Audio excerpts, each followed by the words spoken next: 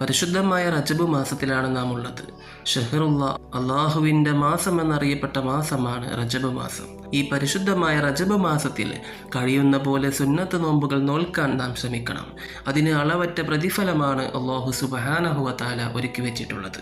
മുത്തുനബി സല്ലല്ലാഹു അലൈഹി വസല്ലം തങ്ങൾ പറഞ്ഞു, സ്വർഗത്തിൽ റജബ് എന്നു പേരുള്ള നദിയുണ്ട്.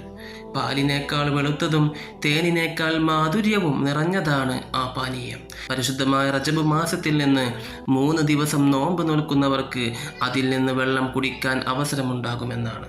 അല്ലാഹു സുബ്ഹാനഹു വ തആല തൗഫീഖ് നൽകട്ടെ. അതുമാത്രമല്ല, നബി സല്ലല്ലാഹു അലൈഹി വസല്ലം തങ്ങൾക്ക് 10 വർഷം സേവനം ചെയ്ത അനസ് റളിയല്ലാഹു അൻഹു റിപ്പോർട്ട് ചെയ്യുന്ന ഹദീസിൽ കാണാം, قال رسول الله صلى الله عليه وسلم من صام 3 أيام من شهر رجب الخميس والجمعة والسبت.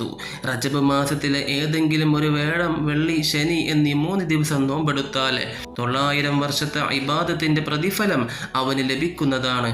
അല്ലാഹു സുബ്ഹാനഹു വ തആല തൗഫീഖ് നൽകട്ടെ.